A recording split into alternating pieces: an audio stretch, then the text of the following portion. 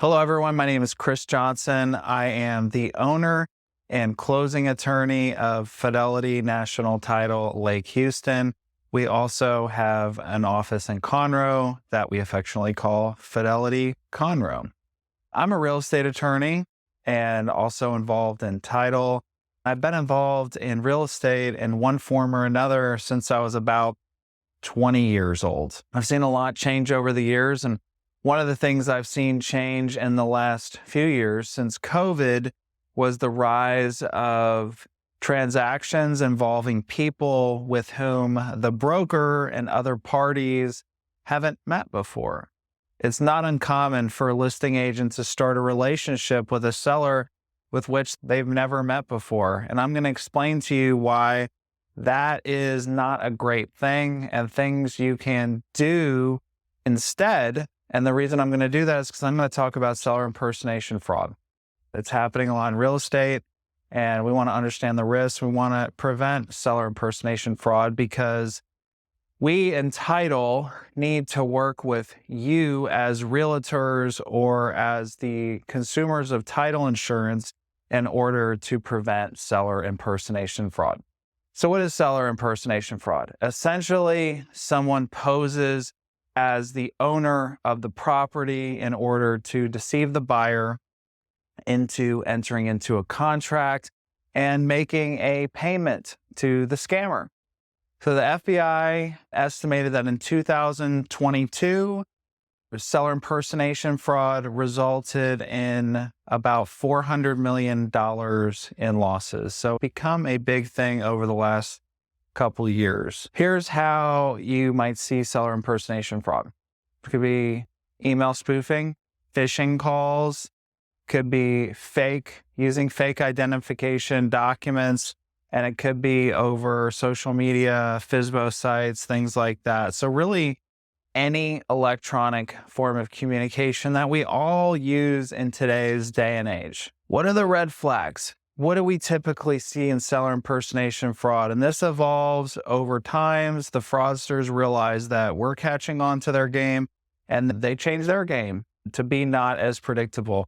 But oftentimes we'll see an unrealistically low price. We've seen less of that recently. We've even seen properties at market value. And the reason we've seen an unrealistically low price is because this creates a sense of urgency on the part of the buyer in order to do this transaction, even though there's red flags that things just aren't quite right. So think the Persian king that has $1 million that, that all you have to do is this, right? That old email scam, it's the same kind of thing. When you're faced with, there's this really good deal, then you're more likely to be scammed.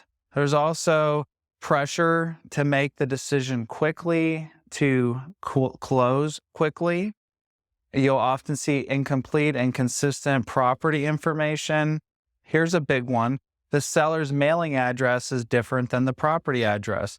So what you see oftentimes is vacant land or vacant property because there's no one there to say, what are you doing looking at my house? I'm not selling this house. Things like that. So you typically have a situation where the real owner of the property isn't around to even catch that this is happening in the first place.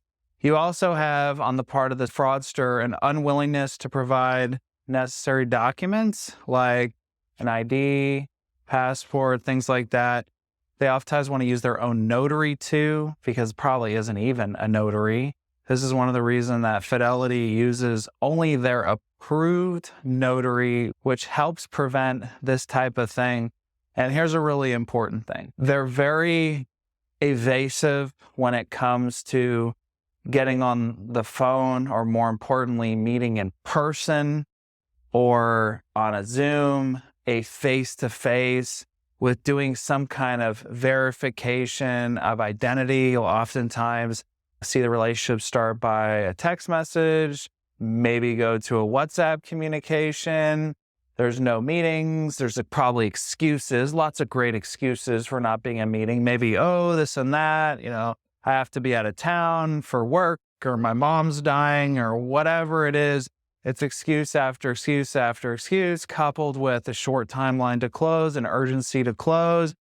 So here are a few things that we all can do to ferret out some of this fraud.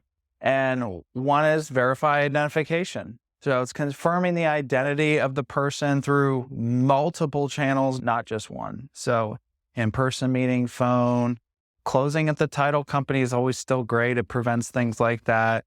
In fact, remote online notarizations are great too. Avoiding relying solely on text and email communications, verifying the photo ID, searching the internet to corroborate seller information. This is really easy to do for both the realtor and the title company, and it's something that can be done to prevent this type of things from happening.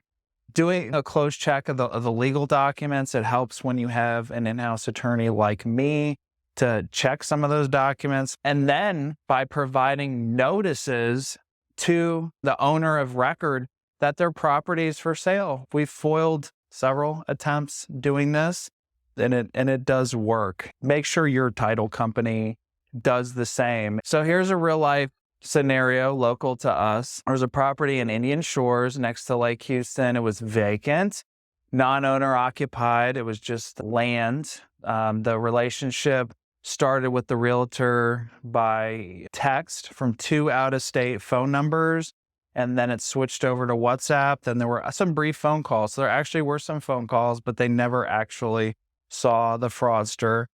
Then closer to closing, they actually provided an ID for verification purposes, which we requested, and our escrow officers flagged the ID as fake. Here's another scenario. So the fraudster said they were out of town, needed a quick sale.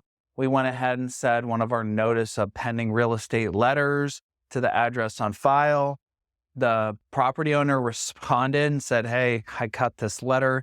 I am definitely not selling my property." We went ahead and contacted the authorities and assisted the owner in setting up Google alerts.